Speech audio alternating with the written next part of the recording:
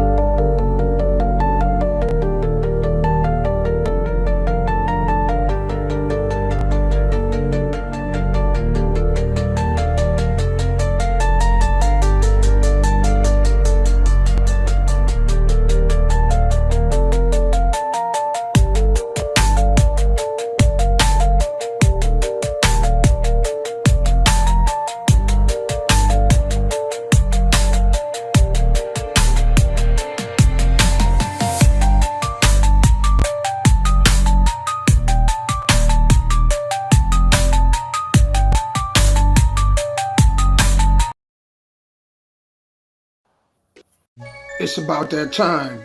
You're rocking with your boy Damo Unleash and Sky Black on the Nashville Caveman Podcast. Stay tuned.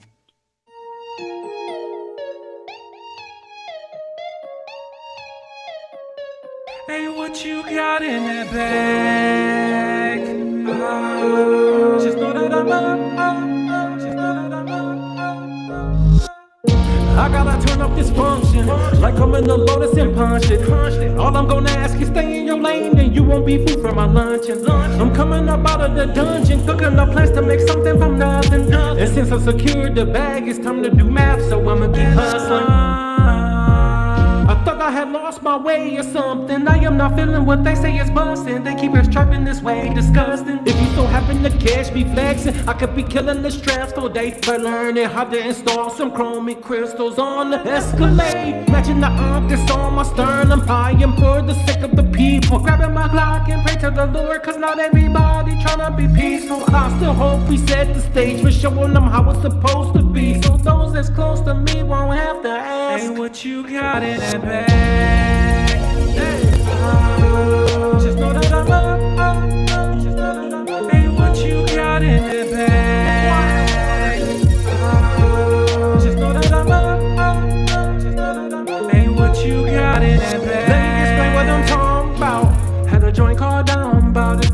Letting these loud mouths know how to move without sound. Best if we don't even shout out. Midwest, east, west, down south, till we get even or even above. Till then we gon' opt out. Let's go and educate on the backside. Folk that I act right and they won't backslide. Just put it together no matter the weather, my fella. So hey, if you dealing with vices in you and it's cutting you up like against you, put it on chill for real, or they gon' just use it against you. What you got in that bag? Quiet water.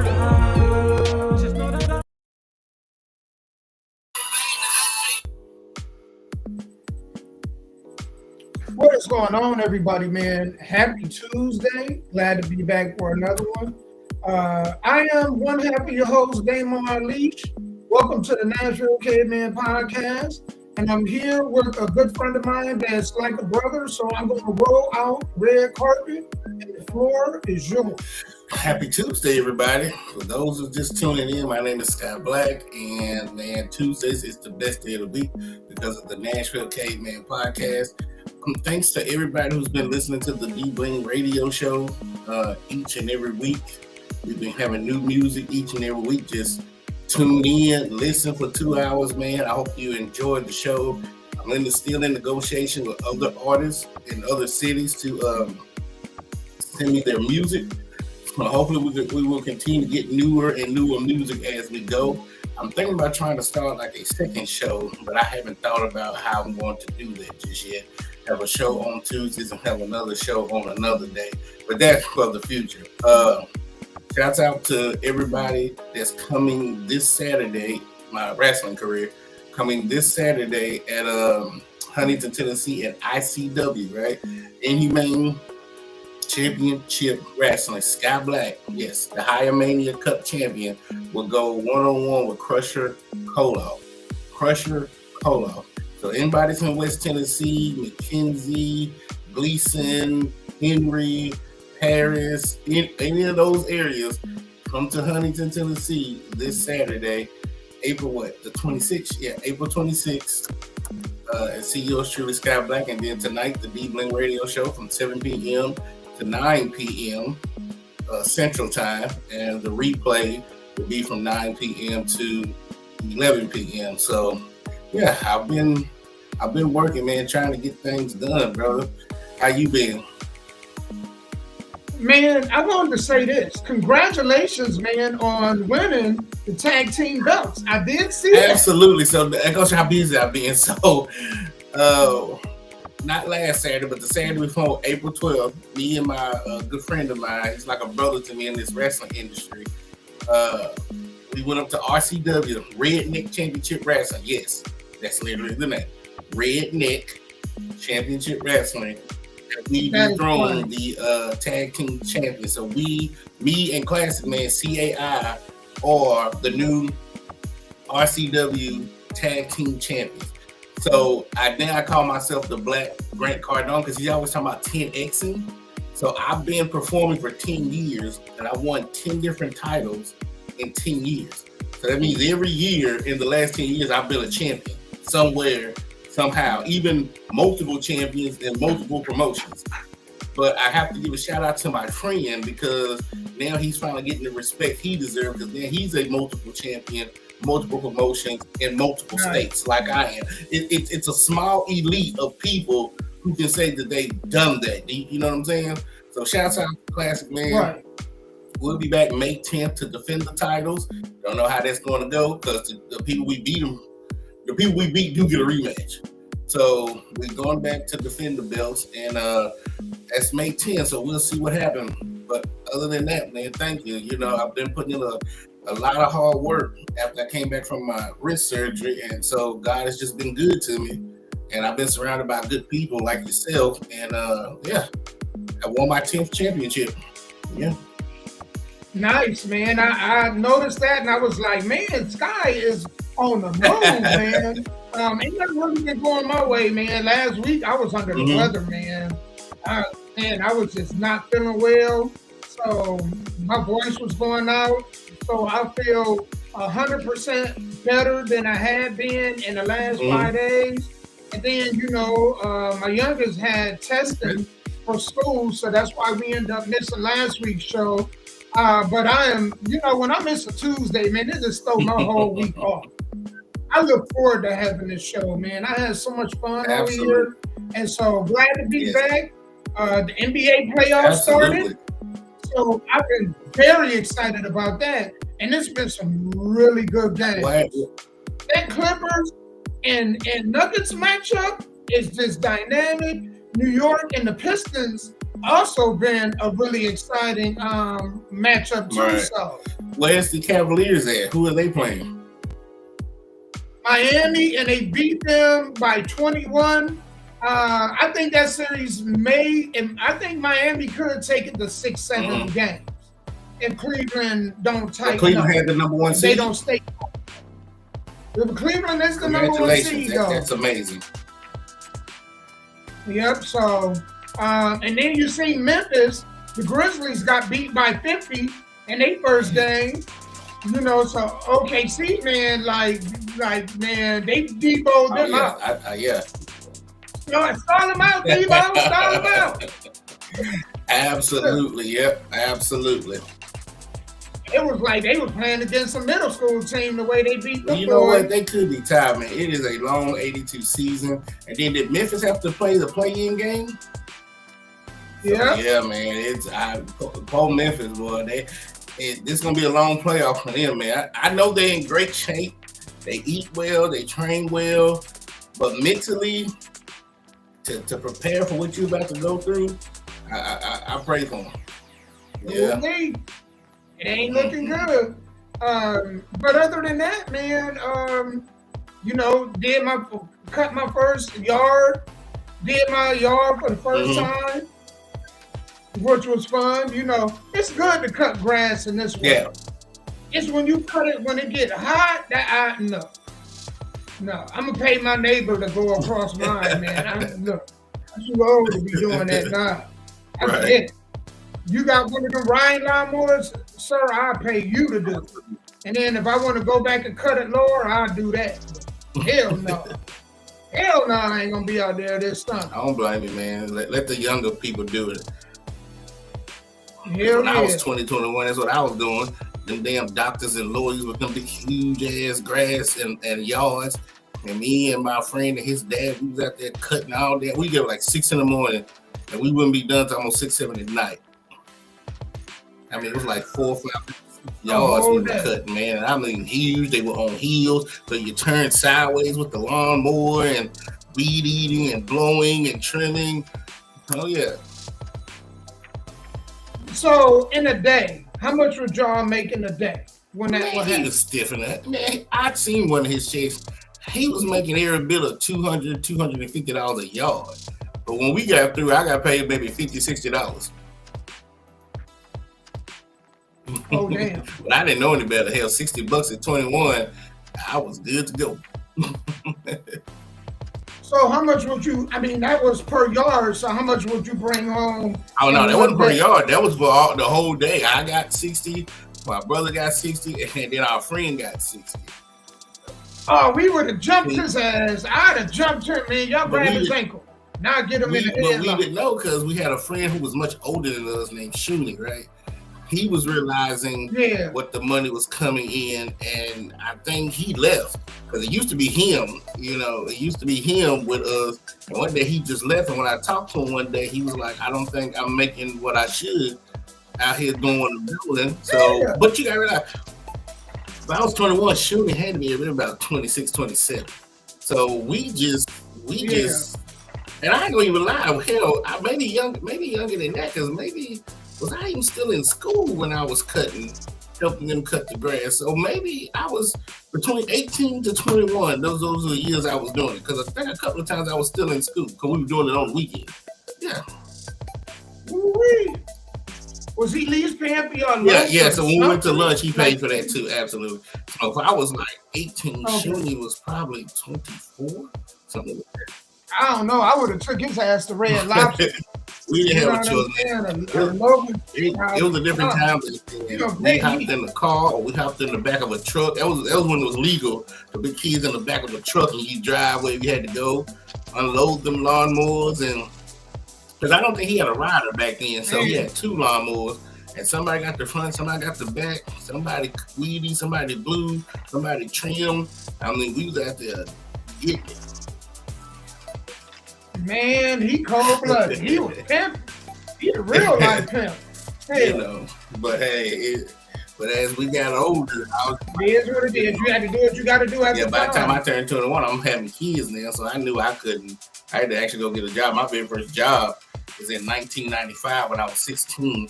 There was a McDonald's that was built inside of Vanderbilt. It ain't there no more. That was my very first job, making $6 an hour. After 6 months, I got a raise, so I went from $6 an hour to $6.05 an hour after 6 months. Like, what the hell is 5 cents gonna do? You know what I'm saying? Man. Like, I wish I could go back in time and open up my pimp hand and just go across his head. You know, you're 605, man. You better keep that shit. You know what I mean? You gotta take that to 650 or something. You don't know He no did better. me like that too. All you know is Me you either. got to get a job, and so you got to take care of yourself.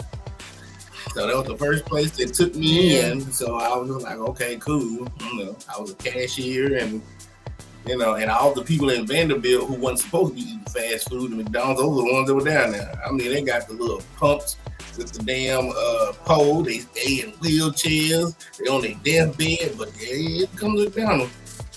So eventually, McDonald's They gonna go and out. put in like a Yeah. health food store right there. So anybody that's in South Nashville or in Vanderbilt, y'all know what I'm talking about. They got a health food store in that space now. Man, speaking of, man, we got some good topics on Okay. for today.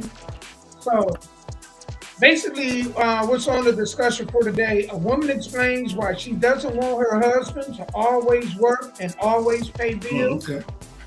A woman attacks a conservative reporter over abortion opinion, which was crazy. A woman says, bring back classy women and shaming. A marriage isn't realistic because of the internet, one woman explains. Do women want change or control in a relationship? And then, I don't know if you've been following this, but Chinese merchants expose false brands being sold to customers after the tariff increase. It's been going on. So ever since I've been on this earth, they just been exposing that, fake this, fake that. It's been going on there. The only thing that really got exposed Nemo was the profits that these American companies were making. We didn't know that, these Jordans was being made for $2 a shoe and selling it to us. You get a brand new pair of Jordans for $60. Yeah, that's how old I am. Man, we might talk about this first. Yeah, they didn't know that. We may talk about this one. Mm-hmm. Because man, it goes a little deeper than that, man. You know what I'm saying? Like, it's a lot going on in the world, man. These tariffs, I'll tell you what. Since man, this tariff war has begun, I've learned a whole lot about tariffs that I didn't know. I had no idea. Mm-hmm. Yeah, we had to learn in school when I was at MTSU. Yeah, we had to learn that stuff. It was called microeconomics. Macro is large, micro is small, so it was microeconomics. Go ahead. Man, but y'all know how we do. Before we get started, man, y'all know we like to promote indie artists. If you are watching, whether you're on YouTube, Twitch, Facebook, or my Bigo people, if y'all could do us a favor, share it live. Let's go ahead and get this party started. Got to get into some music first, and then we're going to go right back. And Sky, I think I'm definitely going to jump into the tariff. Because, man, it's a lot to talk about with that. But without further ado, man, here go Nitty the Hitman, you and me and Sky, we're going to be right back.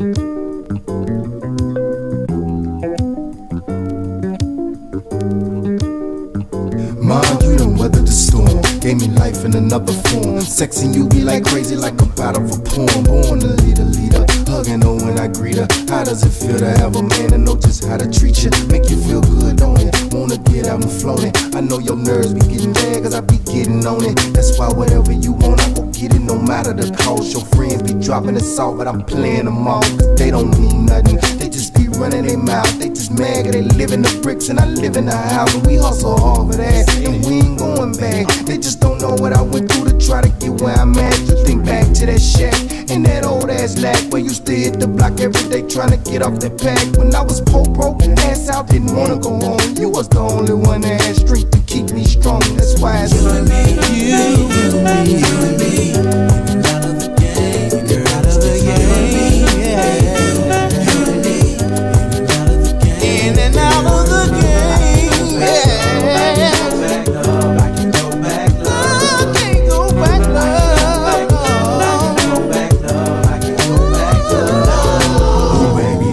See forever, my lady. You and me and you, what the deal? Between both of us, you know we sure to make a meal. Can you feel what I'm saying? I not fall on my knees to pray.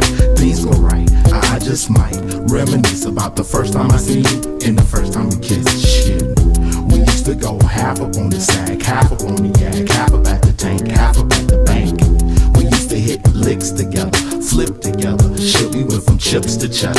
Who better? Trying to be a foundation for us to build, from the bottom to the hills, from the ocean to the fields. Ain't you real? That's why I feel the way I feel. Signed, sealed, delivered, sincerely, we will. I can hold back love, I can go back love, I can go back love. Love, you and me, out of the game, you're out of the game. You and me, out of the game, girl. I can go back love, I can go back love.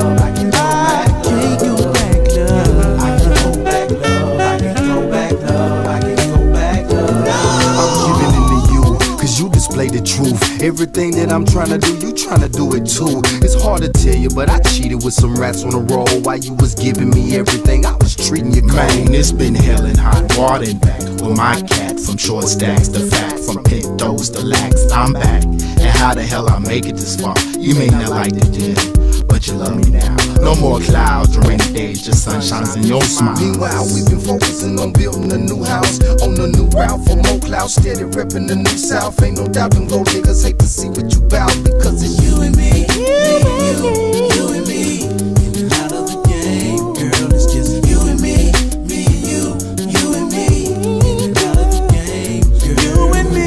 I can go back, love, I can go back, love. No, no.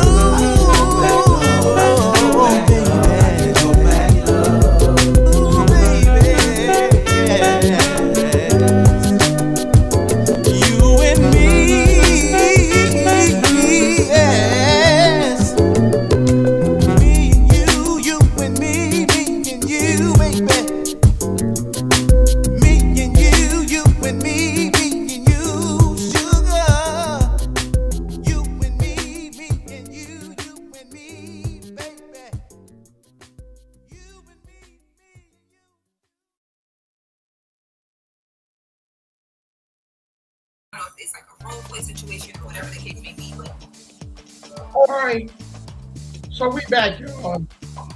I wanted to jump into this real quick, man, because I think this is a subject that, man, we really need to talk about. So this is Nino Brown, and he, I pulled this clip from him. Nino Brown is really funny. So without further ado, let me go ahead and play this. Danger! Y'all women that walk around with them goddamn Birkin bags and Louis bags all in the goddamn Birkin store. You done got the nest out your goddamn check, cause all that shit fake. I'm talking about the $3,000 one, the $2,000 one. If you got the $5,000 one, I don't care how much is spent on it. It's high price knockoff. It's fugazi. You thought you was better than them girls with the knockoff bags at the goddamn discount mall. The whole time you were going up in the goddamn Louis store and the Gucci store, and it was just a better smelling, better prepared knockoff store that charged you some goddamn high-ass price on some knockoff bags for basic, and then gave you a glass of champagne while you spent your goddamn money. This Chinese man I'm about to show you exposed the entire luxury brand industry. He say all y'all bags that y'all walk around is made by him, and they all fake. Y'all got bamboozled. Check this shit out. Say, as long as there's a tag saying made in China, that can never be luxury. However, in fact, more than 80% of the luxury bags in the world are made in China. But those luxury brands just won't acknowledge that. They take almost finished bags from China factories back to their own countries and just to do the repackaging and logo installing, something like that. That way, the bags will appear at their boutiques as made in Italy or made in France. You know, those sophisticated European countries, which make you feel mysterious, royal, and thus luxury. Now, close your eyes. Let's just do a little, very easy experiment in your head, okay?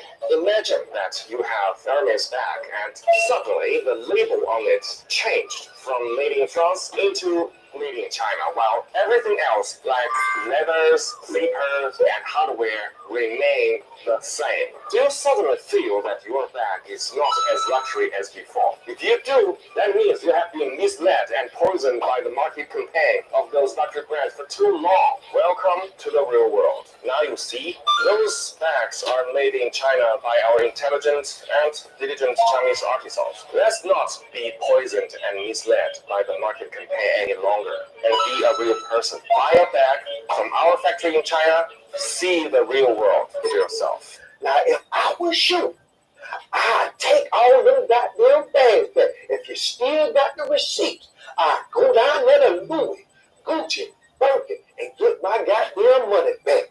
Then exactly the same hour, exactly as I'm walking out the store. In fact, while I'm in the store, while they running me my money, I'll be downloading the Alibaba DA that I just returned if I was you. But this time, instead of the thousands of dollars that you spent on the purse, I get the knockoff purse. But this time, I put the thousands of dollars in the purse. That's the goddamn game. Because y'all walk around with the expensive knockoff bag that you thought was real, and you thought you were better than everybody else. And you have no anything, stick of gum, a food stamp card, a couple goddamn receipts, and some goddamn toilet paper. That all you had, because when you come on out of nowhere, you got to have something to put. That's all you had in there. You thought I was stupid. DHgate is the one, baby, because that's what they doing. They going over there, hollering at Jenny Martin, they hollering that goddamn Jet Li, Jackie Chan them, and getting the bags made and charging you a up price since y'all want to goddamn make it so much about the labor. That's what they doing. DHgate, whoa. So T-Move could spend they goddamn money, baby.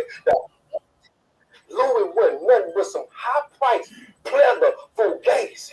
They took that made in China sign on out the goddamn bag and put a made in Italy tag on there. You thought you was there. You ain't never been to Italy, and you thought you were goddamn doing it because you walk around. Oh, look, y'all better study that video called How to Sell to the Negro. They done mastered this shit. They pulled the you on you, like when you go to Ross for a birthday gift and you cut the tag off and then you put a whole new bag and put a whole new spin on it before the handoff at the goddamn birthday party. Them people don't even know you just spent $6.99 on some shit. They thought you spent $99.99. I believe the truth coming out because the export tariffs going on that goddamn Donna got going on in that goddamn office. I believe that them high-end brands cut off them Chinese manufacturers because the shipping was too high. So Jenny Martin, Jesus is like, got mad because they bad got cut and they threatened to expose the industry, and that's exactly what they did. Now, after finding out all these goddamn facts about these goddamn bags in that industry on these luxury brands that don't want you to stow anyway, they got scanners that scan your pockets and your credit card when you walk in, just like the goddamn casino. If you know what I know now, are you still going to Louis or birthday and spending $5,000 on the purse? Or you finna kill your ass to DHgate Alibaba and get it from the same people? You know the plug not cool. Hey, what you gonna do? You still gonna be boo-boo the fool? Or you finna show them just how smart you really is? Your mama ain't raised no goddamn fool. Comment below, let me know what you doing, man. Do you still feel special?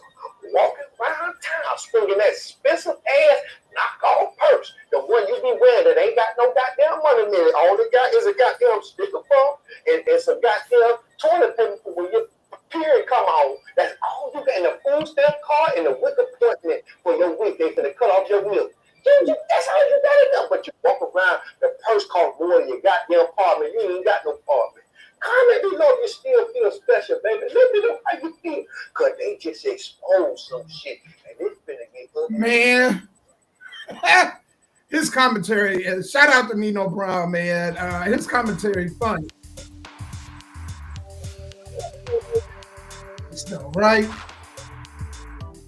Because Sky, in watching all this, you know what I cannot understand? For the life of me, it doesn't make sense to me.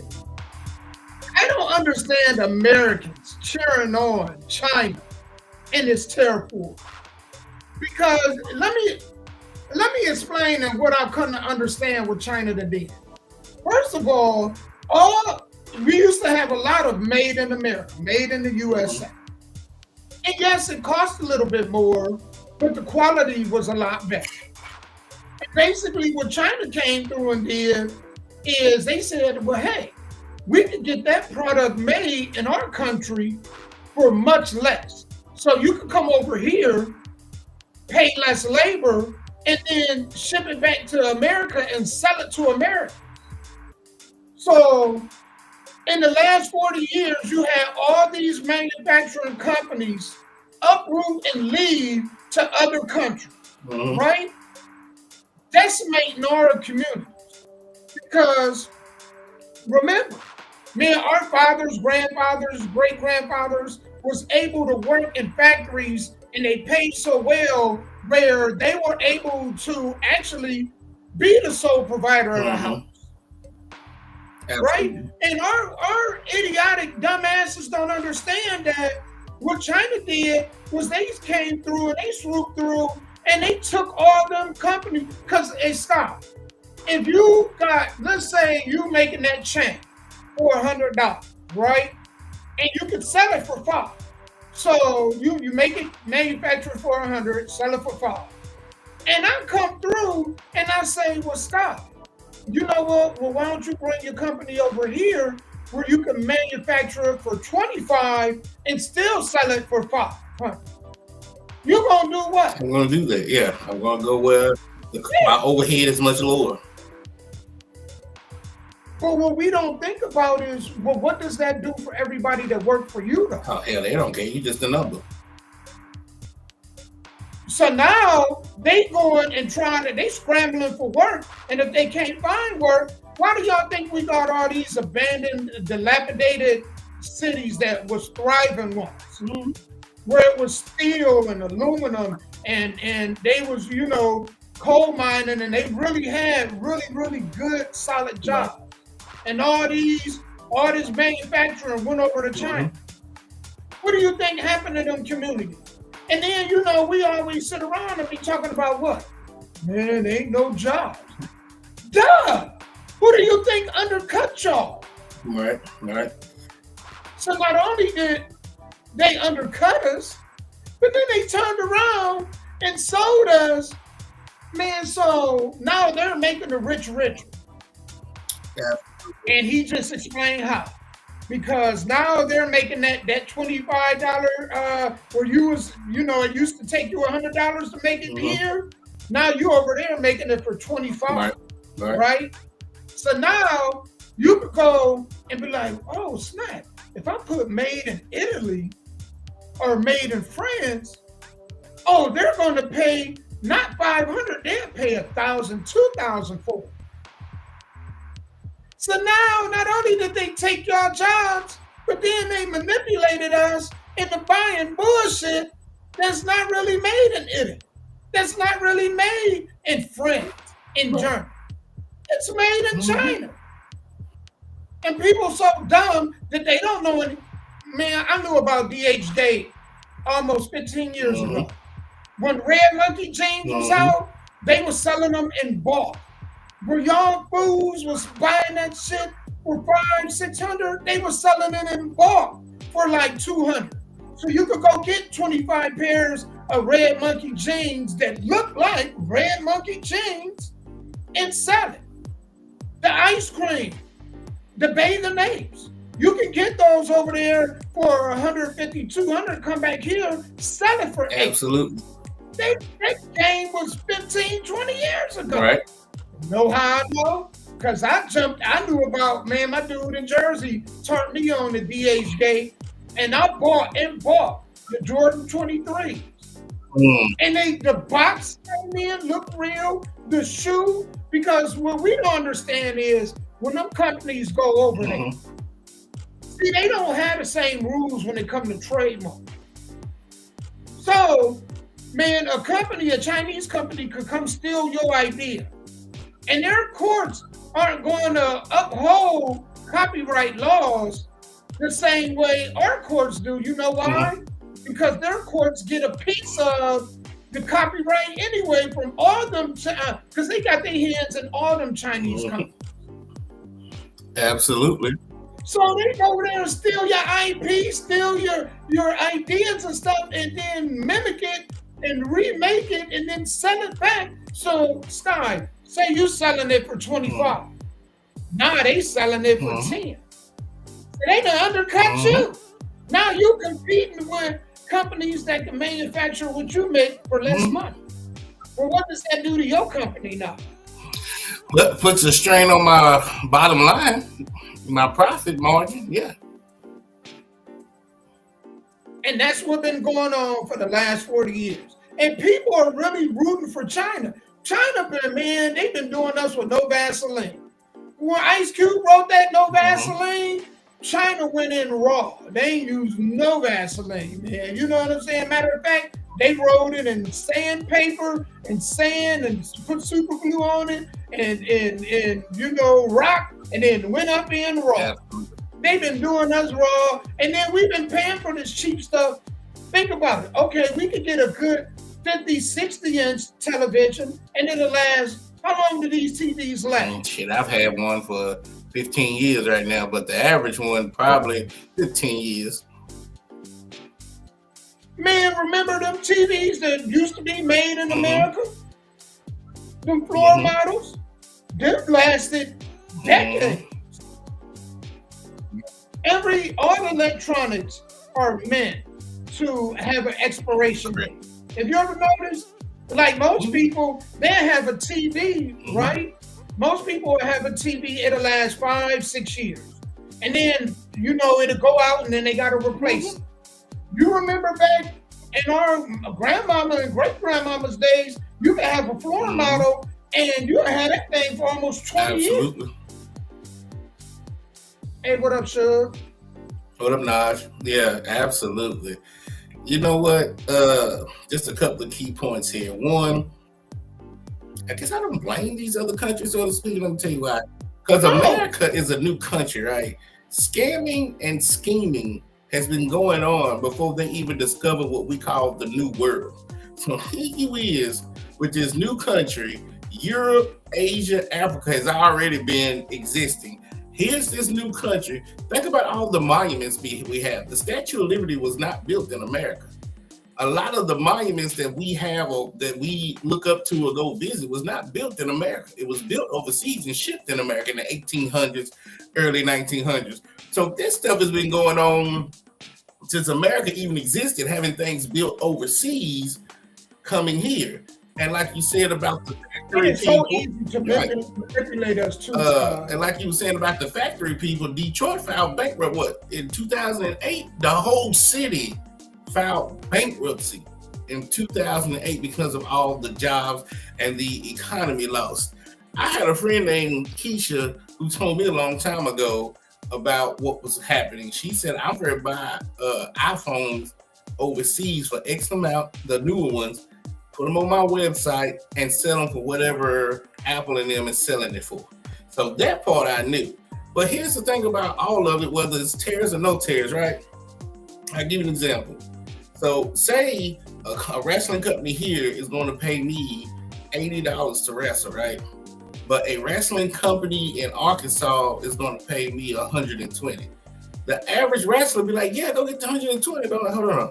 What about the gas, the food, and if I'm with somebody that don't want to drive right back to hotel? So I'm literally losing money to go after the 120 that I am staying here for the 80. So even when these jobs went overseas, even before the tariffs and the taxes, even you built it overseas, you got to pay people to bring that same thing back over here. So you might as well have kept your manufacturing plant right here, because what money is you saving when you having it built in China, having it shipped to Italy, so you can say it was made in Italy, because that's what they did. They couldn't ship it straight from China because that would be fraud or whatever you call it, or highway robbery. So you had it built in China, had it shipped to Italy, then had it shipped here, so you can say, oh, this came from Italy, which technically it did.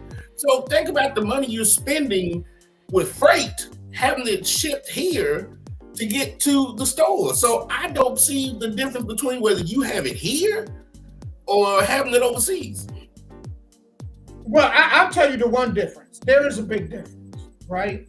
Now, it's like, could you imagine if we went to war with China and they make our aluminum and steel? Well, how does that look? We're going to go to China, hey, can we buy some steel for y'all so we can make these bombs to just go ahead and blow your country up with? Yeah. I mean, I understand. All these countries are intertwined, and so that's why you don't want to be dependent on anybody. Yeah, you don't want to be dependent on anybody. Right. When you are when you're dependent on anybody, you are a slave to them. We always like to bring up slavery, but when we are dependent on anybody, we are a slave to them. I don't care if it's a government. I don't care if it's even in this. This is where, man, I don't get why we don't understand this stuff.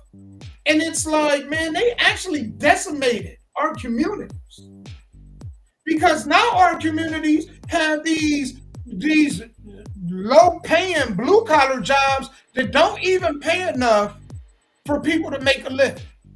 And people are complaining, but we are at fault at that because we didn't hold these politicians, we didn't hold their feet to the fire. They sold us out. Right.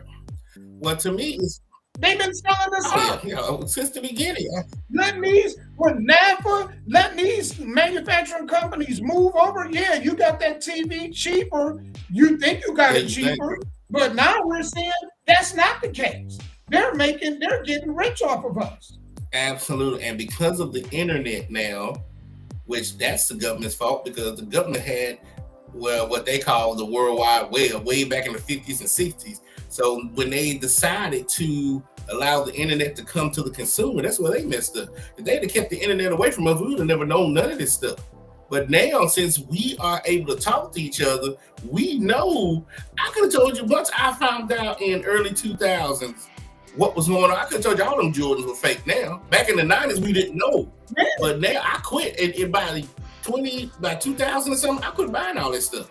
Because I knew that how much they were costing to have them made, what we were paying, and a fact. Do y'all know ever since Michael Jordan has retired in 2004 from the Wizards, you look it up, he's made about $80 million a year in retirement. And he's been gone from basketball for over 20-some years.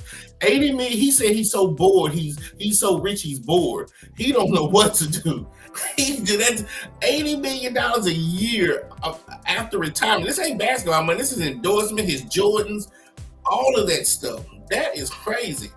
But at the end of the day, let's just say, to me, what business is still supply and demand, right? So let's just say they didn't take it overseas and all this stuff. Everything was stuck in America. America is growing so fast. The problems that we're having, we still would have had because you're going to run out of jobs. You're going to run out of resources. You're going to run out of food. There's 350 million Americans here. So even if you bring back all the jobs in the world, you can't hire everybody. Unemployment still going to be around 3-4%. You can't feed everybody. You can't clothe everybody. So whatever these governments are trying to do with this tariff war, I don't know. But the stuff that we're going through now was eventually going to come. It's just coming much quicker because of, I guess, what's going on with these governments. Yeah, well, Trump, I don't think he's trying to bring back all the manufacturing here. It's basically impossible. I think what he's trying to do is force companies out of China to go elsewhere so it can be fair trade. Because right now, we're super dependent on China, and that is not good. It's not good in any way. And we've seen, like I said, we've seen what's going on with our neighborhoods. Look at Gary, Indiana. Look at some of Detroit, parts of Pennsylvania, Ohio. Man, before I move on, I want to say this. I worked for a company before I moved to Tennessee. I worked for a company called Baker McMillan, right? Baker McMillan made table legs and vacuum rollers for, Eureka, Bissell, Orit, and Bissell, some of the others, right? Man, when I started this company, it was 3 shifts. Do you know, in a year and a half, 2 years' time, by the time I left, it was down to 1 shift. They were laying off like that. And this dude that owned the plant was talking about, got in front of all of us and with his chest out boldly and said, you know what, I'm thinking about taking my company to Mexico because I could get cheaper labor. That's the world we live in. And Naj makes a point. There are some factories that have never gone out of business. And that's true, Naj. And there's some factories that have never went overseas. But let me tell you, in America, there are 4.9 million babies born a year. So every 10 years, that's 50 million new people in America. So these companies that you're talking about is going to do the same thing. In 10 years, they will be laying people off. They will be firing people because you're not going to have enough what I'm trying to say, they're going to lay people off and fire people because the America's going to get so big that what can you do as far as the price? Because you notice that every time something like an influx of people in Lebanon, right? This is why our stuff is going up. So you have an influx of people, let's just say in Detroit, where a factory has never went out. The more people come, the more the tax is going to go up, the more your overhead is going to go up, because that's just how the government is. So these factories that have never gone out of business, eventually, not even with the tariffs, eventually because of the population overflow, will feel the effects of their bottom line, and they're going to eventually have to let people go. It's just the inevitable. As long as we are growing, somebody's got to take a hit. And that's why when you were saying what you were saying, maybe the guy that owned the business that you work for could see the future. And that's why he wanted to go down to Mexico to get cheaper labor before he got into this high taxes. If you run a business, the biggest expense you have is your employees. That's not the supplies, but your employees, the insurance, all of that stuff that you have to pay. And then you have to try to make a profit. But if people in this city are broke, they're not working, they can't buy your product, even though you never went overseas, you stayed in America, you never laid people off. But if people can't work and buy your product, guess what you got to start doing? You got to start laying people off. Well, I think that's where why I'm a big Trump fan. Because I think, man, we need to make it where companies, you have the right to take your company wherever. But if you're going to turn around and ship it back, we need to make it so expensive to make it where there's no incentive for you to leave. So we need the tariff, make the tariffs very high for companies that want to leave and want to ship product back. How many people die a year? You look that up now, I see how many people die a year. If I had to bet my money, I believe that we're having more babies a year than people dying. So not anymore. It might be a lot of people dying, but I don't know. Somebody please show me the statistic on that. But I don't know we having babies like that anymore, Sky. Well, yeah, now in 2025 they're not. You're right, and I'm just talking about a few years ago when I was looking up that statistic. Maybe in 2025 people ain't having kids like that. Yeah. But eventually, the population's still going to grow. So even if it's not as fast as it was, let's say in 10 years ago, people are not going to stop having kids and not stop having babies. So what do you do with all this excess humans in one city, one state, one country? And if the unemployment, let's be realistic, unemployment might be at 12% right now, right? If folks cannot buy, have you heard that McDonald's might start closing some stores? When did you ever think in this world McDonald's would start closing stores? Because people are not able to go and buy these big chicken sandwiches and whatever else they're selling. And when they do that, guess what? They're laying people off. Even McDonald's right now, some of them are having hiring freezes because they feel like they're not making enough money to pay $10 an hour to this person or that person. So to me, what we're talking about now has just sped up to what I just assumed was going to happen maybe 2050. How about that? Yeah, but I think, and I think you're right, Sky, and I think that's why the people a year die. Why are they burying all these people now? 68 million people a year are dying. Come on, that's a little high. Why are they burying all these folks in the ocean?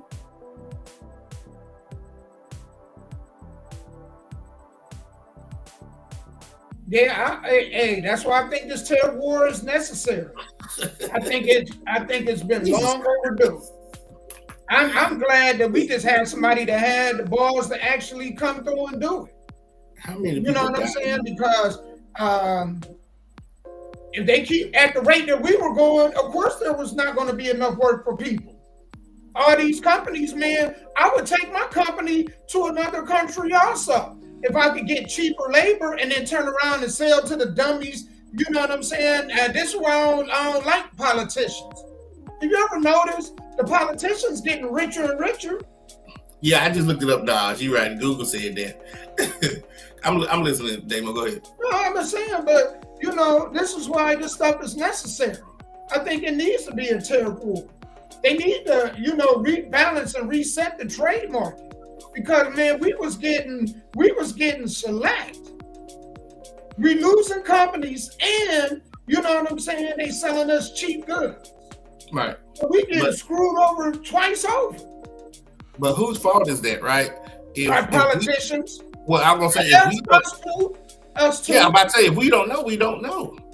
If they know something we don't, like a lot of politicians and rich people was putting money overseas in Spain in those banks, getting 12, 13% interest, while we over here getting 2 and 3% interest. We didn't know. We didn't know how to put our money in overseas. So I mean, it's just to me, it's just the way of the world. Well, that's why I'm also a big fan of DOE being dismantled. I'm a big fan of them, dismantling the Department of Education too, because I think they've dumbed us down to where they don't want us to understand this stuff. Mm-hmm. Yeah, they don't. Knowledge is power. And so now, since we are understanding these tariffs, and now since most of America is now catching up, it's not my fault that it's 24 hours in a day and people rather sit at home and watch Days of Our Lives and streaming instead of researching where this stuff is coming from. Now, you spent over a lifetime 10 grand on Rodeo Drive in Los Angeles, and you figured out you buying the same stuff that my homeboy down the street was selling out of a truck that he boosted for $6, $7, $8. You know what I'm saying? Ain't that crazy? So that's not our fault that you didn't take the time to do that. And it might not be your fault that your parents didn't. So now with the internet, nobody's at fault. Before you buy something, I don't care if it's a piece of bubble gum, you can research the ingredients, how it's made, where it comes from, all of that stuff. Nobody should ever be bitching and moaning from 2025 and up about overspending on anything nowadays. Yep. Because before I buy anything, I mean anything, I research it. I just tell you this, man. I am very excited to see where this tariff war ends up. I know right now we got like 245% tariff on China. So I looked at their ports. They ports are stacked up. People forget, we are the biggest importers. They are the biggest exporters. You can manufacture all you got, but if you can't ship to your customers, what good is it? So they're losing jobs the way we was in the 70s or 80s. Because now they ain't got their biggest customer they can't get the product to, and they're upset about it. And it's like now you're getting to see what America went through 30, 40 years ago. But to me, it's a lose-lose situation. For me and you and Naj and everybody else, we might be okay. But people who need heart and liver transplants, medicine, all this wheelchairs, need stuff for surgery, it's going to hurt them. Because now these doctors and hospitals got to wait longer to get this stuff because it's not being manufactured here and it's coming from overseas, and then you have this tariff war. So what about people who literally need that stuff? That's the only people it's going to hurt. Well, this is why, and to those people, this is why you never want to be dependent on any country at any time for one particular thing, right? And you want to have options. This is the importance of having options. Because say we got this big tariff war with China, but then that same product can be made in Indonesia or Vietnam or somewhere else. Then are you really losing? No. But see, when you become solely dependent on one country, this is the consequences of that. And I hope people understand and wake up to understand this, the consequences. You don't want to be dependent. It's the same with the government. You don't want the government to be, your housing to come solely on the government. Because now they can tell you and make you do whatever they want you to do. Right. And you at the mercy of them. And that's the consequences of being at the mercy of anybody. Yeah, and what you're saying is true, but the only issue I'm having is that we can't be solely dependent on China, but people who need stuff right now ain't got time for them to go to Korea or Indonesia and all this stuff to wait. Maybe over time we will get there to where we're not solely dependent on China and we can ask other countries to do it and not. But as of today, a lot of people are waiting on stuff that's sitting on those ports for some folks that are life or death. Let's put it that way. Right. And it ain't even about China. It's really about the country. I mean, about the companies. Mm-hmm. See, it's not what's going on with this tariff war is it's forcing companies to say, you know what? Why don't we put a manufacturing company in other countries? So if this ever happens, we ain't got to worry about this. This doesn't have a big effect on us. We can just manufacture, and that's already taking place. We could just manufacture this part. Apple doing. You think people think because they're telling people, well, the iPhone is going to go up. No, it's not. Apple is going to be like, you know what? China, y'all going to get into this with America? Well, we're going to go ahead and we're going to go to another country. And we're going to go ahead and manufacture and ship from that country. And well, then that's true, because then you got to pick countries that we're not at war with. And then you got to hope that those countries are... you creating jobs for them. They don't take it. If you creating jobs for them countries, it's just a company coming in, bringing jobs. Right. What are they doing? Yeah, because some countries ain't built to like manufacture iPhones and things like that. So you would have to find a country that could do it, because not everybody has the type of education that the United States and China does. So you don't want to build a factory in a third world country, half of them can read or write, and you asking them to do this and do that. So it's a lot of variables in it. I'm not saying it won't happen. I'm just saying, there's a lot of variables in trying to just, get some of those logistics together in another country that has never done it before. That's why I can't agree with Trump or any of these people. I can't even own anything without somebody going to be able to take this in the country there. How are we going to pay any without a job? How are we going to... Well, that's why we don't have any jobs, Naj. This circles back because, man, we sold out for cheaper goods.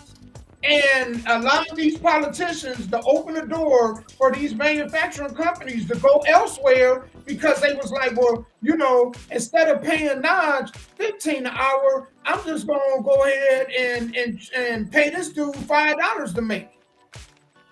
So they made it where we can't even be competitive. So now we're talking about where there's no jobs. Well, part of that is our fault.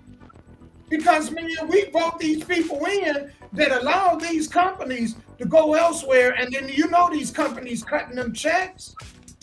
Think about this. You got these politicians in office that make $200,000 a year worth millions. How is that even possible? How is it possible? Like Nancy Pelosi. Nancy Pelosi is worth almost $200 million. How? They've been selling us out, and we keep them in office. And then our communities lose these jobs, and then you look, man, even in Akron. I was talking to my brother. I was like, man, I remember how vibrant Akron used to look in the 80s. And now you go back, and you can see, there's a lot of companies, but a lot of companies left. Mm-hmm. And when they left, people that was making really good money, they uprooted, and then them houses, the people that came behind them buying them houses, they weren't fixing them up or able to upkeep them, not with the jobs that they had. Right. So it deteriorates, it affects, the shit rolls downhill effect. You know what I'm saying? Like, I'm actually mad at the people before Trump that didn't attack this beforehand. Because, man, for all these companies leaving, stuff getting higher and higher. How is that possible? Things are getting higher and higher. We losing companies, and yet the cost of living getting higher and higher. Everything costs more. Yeah. All good. Well, again, that's a variable too, but nothing will ever go back to when me and you was growing up. So whether we had a terrible war, where we have a tariff war or not, shit, and stuff is just gonna just get I just think we ain't. Our countrymen aren't united the way other countries are. We're socially and morally, we are so divided that I just think, even in war, I think if there was a World War III, I think another country don't even have to go to war with us to actually take us over. I think, man, we'll sell out for if they can convince us that, hey, we can do this for you, man, we'll sell out. We've been selling out. Yeah, you know, so we've been doing it since the we've been beginning. selling out for a year. You know, guess how much of the United States China owns? Guess how much Europe owns and Britain and all this old stuff. So And we can't own and nothing the in guy that we country. killed, Osama bin Laden. Guess how much of America his family owns? And you know, man, you would be talking for the next 50 years trying to figure out corruption in every government in the world. But that's what I'm talking about, Stein. I can't go to China and buy land, but anybody from China, they're buying farmland. They're buying land by military bases. Who does that? And then we are just sitting there like the stuff ain't been happening, and it's been happening for years. You know what I'm saying? Right. And nobody's been upset about it. Well, because if we just talking about black folks, they didn't care. Even if you gave a black person, say, hey, here's $10,000, what you gonna do with it? They're gonna buy Jordans, they're gonna buy cigarettes, they're gonna buy tobacco, they're gonna buy the damn bags that you talk about that they spending. So even if they knew to buy land where these people are coming overseas, they just ain't gonna do it. So sometimes I can't get mad at foreigners that come over here and do what Americans don't want to do. You give Americans a lot of money, the last thing on their mind is investing and buying land, and so you can't. Man, hey, Sky, you're absolutely right. And I was talking to somebody about this because you know the one topic that people like to talk about is reparations, right? I know we're going off, but man, black folks ain't never gonna get reparations. They ain't never gonna get. You know why they ain't gonna give us reparations? Why is that? You see this boy, man, they raised over $500,000 for him. They raised $500,000 for this dude, this little kid in Texas that stabbed this other kid, right? Mm-hmm. They raised $500,000 for him, but then we don't raise money for our communities, or we don't raise money any other time. When do we ever raise money for anything? For scholarships, to fix up communities. So we can raise money for one kid that killed another kid, but we can't raise money to fix up our own neighborhoods. Mm-hmm. We can't raise money to say, hey, let's put our own banks together. Right. So no, man, I don't even think we at the point where we can even blame government anymore. It really and I was just about to say that, Damo. Think about it. So if we wanted anything. Yeah, if we wanted anything, first of all, it's not enough of us and minorities running for office. Like half the people in your neighborhood don't even know who your alderman is. They don't even know an alderman exists. That's one. Two, you got to put people who think like you. First of all, they got to run for government. And then you got to get enough people to vote for them. So not only do we not run for government, as you can tell during these elections, we don't get off our asses and go vote. Whether you believe in voting or not, that's a different story. You don't get off your ass and go vote. So when these white people and these foreigners and these illegals come over and take everything from up under you, sometimes I can't be mad because you can't just sit at home and hope that it falls in your lap. You have to get up off your ass and do something. We can't sit at home and complain and do absolutely nothing. We are against our own interests. We are, to me, at the end of the day, I think we are our own worst enemy. Yeah, you got people, man, cheering for Canada and cheering for, just like these politicians.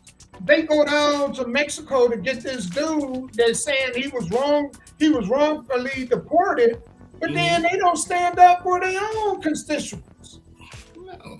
They don't stand up for homeless. They don't stand up for our own people. And people not angry about that?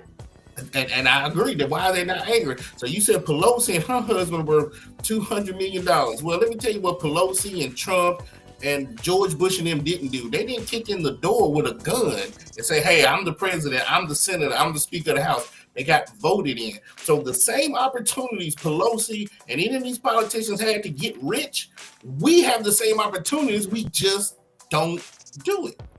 Right. It'll be different if they Right, it'd be different if Trump kicked in the door with a machine gun and said, "I'm the president of the United States now." But he didn't do that. The same way he put his name on the ballot, paid the money, because all you gotta be is 35 years old, American-born citizen, and it costs $250 to apply to be president of the United States. Absolutely, people do it all the time. Go through the campaigns, all that stuff, raise money. We could have done that a long time ago, way before Trump and anybody else, but nobody more. You remember they asked Al Sharpton, who's the Jesse Jackson in the 80s to run when things were cheap and everybody wanted to see he said no, he wasn't doing it. I'm gonna tell you, Naj, you said people need to unite. People don't even recognize corruption. They can't unite because they don't even recognize corruption. I'll give you an example, and then we're gonna move on to the next point because we've been here about an hour. So I'm gonna give you an example. People, and we've heard this, Trump is for his billionaire friends, enriching his billionaire friends, right? Right. Well, we know this. Trump was rich before he got into office. Right. Elon Musk was rich before he got into office. Right. Has Elon Musk gotten any richer since he's been since he's been helping Trump? If he has, I couldn't tell. He's losing money. What about the other ones? Jeff Bezos. You gotta, man, like we don't even understand what corruption really is. These folks are losing money, even being on this dude's side. And then we flip it, and then we're asked, well, look at Barack Obama, what he was worth when he got into office, and when he left office, how much he worth. And we don't ask like why. That. Absolutely. We don't ask why. We don't ask why. Yes. So we don't even recognize corruption. How can we fight corruption when we, like Jasmine Crockett? Jasmine Crockett, you know what I'm saying, being worth $9 million? How? What did she do in such a short time to be worth $9 million? Because they're saying, oh, he's about his billionaire friends. They only complaining about billionaires because they're not billionaires. But when they become billionaires, guess who they gonna complain about? Other people. Billionaires. Yeah. Well, the thing about it, even if that's true, even if Trump came out and said, "Hey, I'm only helping my billionaire friends," I'm not mad, because if I wanted my friends to help you out, I would have helped them get in office. If Trump is a billionaire, and he came to his billionaire friends and said, "Will you help me get in office?" and they helped me get in office, you best believe I'm going to help them back. To me, it's nothing wrong. That's what capitalism and democracy is. That's what I'm saying. I don't even know how he helping them. No, I'm just saying, if that was the narrative, that's what I'm saying. Yeah. If it was the narrative. If that was the narrative, I'm not upset. If I was a billionaire or a millionaire, Trump said, "Help me get in the office," and I helped him get in the office, and then he started writing legislation for me and my company to make more money, I ain't mad at it at all. That's what democracy and capitalism is. And again, most people that are poor, destitute, ain't paying, you not playing the game. But the game is right there for you. Hell, even Damo is giving you the game right now. But as soon as this podcast is over, you will go back to doing the same you've been doing for the last 20-something years of your life and keep complaining about what Trump is doing. I personally don't care about what Trump or any of them doing. I got to get up and pay bills here. I got to figure out how to make my companies run here. So if he's helping his billionaire friends, quote unquote, congratulations. He got in the office. He deserved to do whatever he needed to do. So stop complaining about him and what he's doing and start trying to figure out politics. Learn the game that these rich people are playing and get yourself in it and start voting. Then you will see how they are doing what they're doing. Man, you know what? People that usually help people, the people that really help you, they don't really gain financially. People that's really for people, they don't gain. They really lose. They really lose. You know what I'm saying? I don't want, if Trump helping his billionaire friends, I don't want your help. Because, man, if I'm losing billions, from the day I started helping you and I'm losing billions, how are you helping me? You ain't helping me at all. Helping me is me being richer, not me becoming poor. That's not helping me at all. This is common sense. This is why I said, man, we don't recognize corruption if it slapped us in the face. Because we don't look at it, well, who's actually gaining money and who's actually losing money. You remember, I'm going to make this quick point. The Department of Education, they were making all these administrators that was in there making all this money, but we were losing all these programs. How? How is it that since the DOE started in the 1970s, we was losing, all these shops, all these mechanical shops and all these trades in the school system? Right. Yet they were getting money, more and more money every year. Well, what was the money going to? See, we don't recognize corruption, man, if it was staring us in the face anyway, because they dumped us down to where we are idiots. And by the time we recognize it, it's way too late. We can look at our communities and be like, damn, checkmate. Way too late.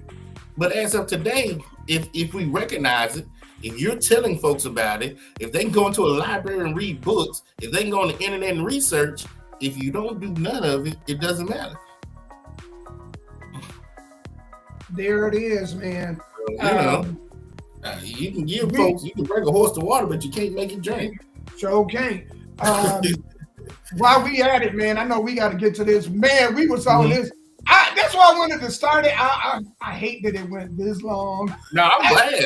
I love it when you give people, when you educate folks. The only problem is, Damo, is that, a lot of people don't educate or speak because they feel they're wasting their time and breath. They feel like, why am I talking to I do a lot of times, man. Yeah, why am I talking to folks that's not going to listen? So if Damo was like, well, I'm going to do a seminar and I'm charging everybody $100, I used to be like, damn, $100. But now I understand, because now on the flip side, the people that's going to pay the $100 is going to listen and execute what Damo is saying. See, when you on this side of the fence thinking, oh, he should do it for free, and why is he charging? Because a lot of y'all ain't paying him no attention no damn way. But then if you have to spend $100 and put what the old folks used to say, skin in the game, oh, you gonna have pen, pad, a recorder, taking pictures, and then you gonna go out and execute because now you have invested. And that's the problem that we're having.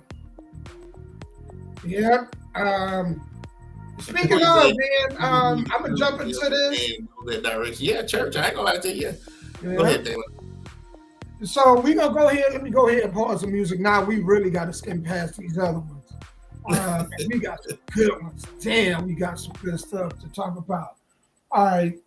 So this woman was talking about. Actually, we gonna just play the video. Get on into it. That what people post is real and it's not. Like, life is hard, marriage is hard, relationships are. Feel you a piece.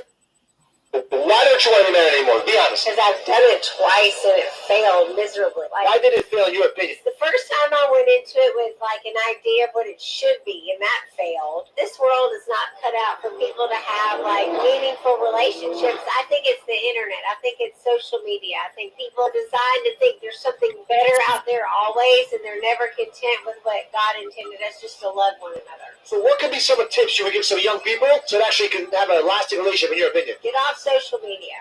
So how is it screwing people up? Explain to me. They are always looking for something better. They're comparing themselves to others. They think that what people post is real, and it's not. Like, life is hard, marriage is hard, relationships are hard, and you don't go on just to the next better thing because it's easy. All right. What was she saying? What was the? She was talking about how, man, marriage. Hold on, let me go back to these notes. Hey, Damo, I just thought about something while you're in the notes. Have you thought about getting advertisers for behind you? Your TV looks great. Imagine if you could get people to pay you to put their product and stuff just behind you on the TV. Man, not only just I can do that. Not only can I do that, we got it where we can run a ticker with their information. But like I said. But a lot of these billboards out here have gone from like those old school billboards to those digitals. So if you got somebody on fiber to learn how to take somebody's logo and just make it like whatever, and then you can put it on the back of your TV for however many seconds and flip to the next one and flip to the next one. God, I've got capability to do that. Yeah, you should think about doing that, man, for real. Actually, I've advertised that, and you know how people are, man. They don't jump on ship until they see other people. Yeah, I understand. So, but basically, she was saying marriage isn't realistic because of the internet. She was saying that people they spend too much time on the internet. They buy into what other people's perception of a relationship is, and and I get it. I don't, because what is she trying to say? What has the internet done? Cause people to cheat? Cause people to watch porn? Cause people to want to see other women? I think it affected people's way of thinking. Like, we get too much advice. You know what I'm saying? We take too much advice from the internet. All these relationship therapists, like the Kevin Samuels, like, we listen to them, and I don't get why. Me and my old lady was talking about this. Why are we? Them dudes. It's like I'll give it to you like this. Because Sky, me and you talked about this. Right. Man, I could talk about relationships because I'm in a successful one right now. I'm in a successful marriage. The moment that I'm no longer in one, I can't give, and I can just give it to you from from one point of view, but I can't tell you how to maintain success in it. If I don't have a successful marriage, I can't tell you how to keep a successful marriage. Yes, I could give you marriage advice, but it stops there. I can tell you maybe how to get married, how to get to that point, but I can't tell you how to maintain it. And I think, man, we take too many, we put too much value in other people's thoughts who aren't qualified to give the advice that they give. Absolutely. I agree with that 100%. But what the part I'm having is that what she's talking about hasn't changed. It's just the internet has made it easy for the average and poor person to get what people were getting back in the day. So the advice we're getting from Kevin Samuels, that was a Kevin Samuels back in the day giving the same advice. He just wasn't on the internet, and you just had to go sit in his chair and listen to him. The same stuff to where men are watching porn today they would go to the adult bookstore behind your back and do it. So to me, whatever she's trying to say the internet is doing, it just exacerbated it, made it more acceptable. The things that are happening now, that's exactly what she said. They were happening back then. It's just we didn't know, but now we know. Yeah, because now it's on steroids. Yeah. So now the likelihood of relationships lasting or surviving is not high, because people, first of all, they put their relationship business on the internet, and once it goes and it becomes everybody's business, it's harder to fix. Back in the day, folks would just get on the phone and call their best friends, or they would play bridge and cards and gossip. And they even just gossip on the internet. Yeah. I remember one dude was telling me he quit going to the strip club, because when you go to the strip club and you throw your money, they take it. This fool had a video of a girl stripping, throwing his money at the TV as if he was really there and picking the money back up. He says the best thing going. She's still stripping. She's still on the pole. I can still see her. But at the end of the day, I can pick my money up. Right. I said, first of all, I ain't never thought of no crap like that. But hey, more power to you. That's diabolical. That's diabolical. Golly. Yep. All right, and then let's move along, man, to this woman. She asks, do women want change or control in relationships? This is funny. Hold on. So let's go ahead and roll the clip. Don't want to change. They don't want a better world. They just want men to do what they want them to do. They want men to change. Women don't want to change. Women just want men to change. Women just want to control men, and they don't want to do anything. And so, and since the women are narcissistic and don't know anything about males, the woman is only caring about what's good for her, what she wants.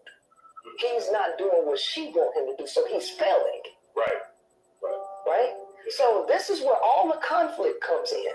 And the men are not going to be the ones to change this. It's going to be the women to change it, because the male can only do so much. So this is why men ultimately don't respect women, because they know that women don't know anything about them. And then on top of that, because women make terrible decisions when it comes to sex and things like that, the men can't trust them there. Women don't want to. So, did you hear that? The question is, does she want a controlling man, or I still couldn't understand what she was talking about. She was saying, she basically saying women want control in relationships. They don't want change. Like, they want the men to change, but they don't want to change themselves. I don't know, Damo. That's kind of weird. And I don't know where to go. I don't know where to go with that. I thought that was a interesting take. Does she? So is she saying more women to be head of households, or she want more men to be just a one woman man and quit out here ripping and running and cheating? I'm trying to figure out where she's going with it. I think she just saying that. Hold on, let me run it back. Just run it back and break it down slowly. Yeah, okay? Men please.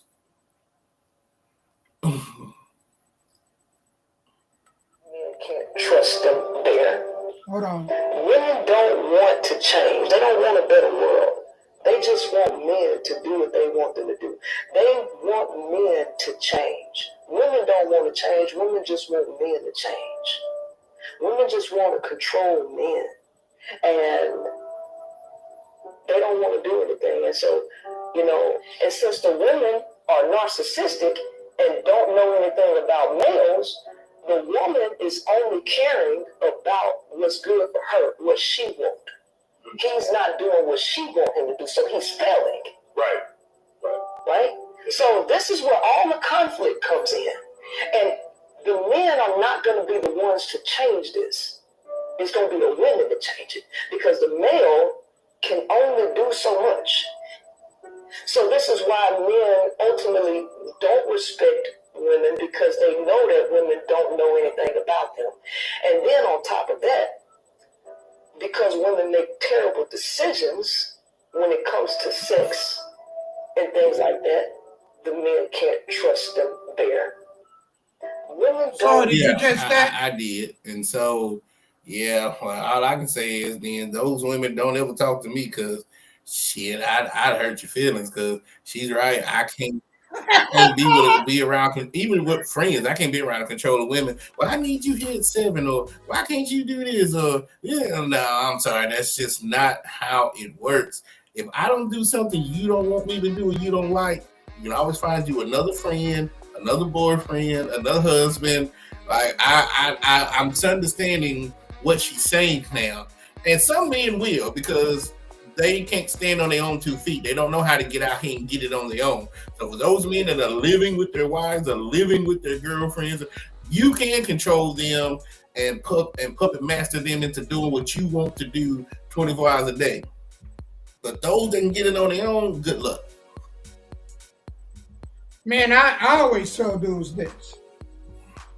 Man, don't never involve yourself with a woman that prioritizes her happiness over legacy. Don't ever prioritize a woman that puts her happiness over your legacy, meaning what y'all trying to build. Because the moment she's unhappy, she will destroy it. Absolutely. So if she prioritizing her happiness, you gotta let her go. That's basically the whole nut in a nutshell. Right. If she's not putting others before herself, Why would you even want to be with a woman like that?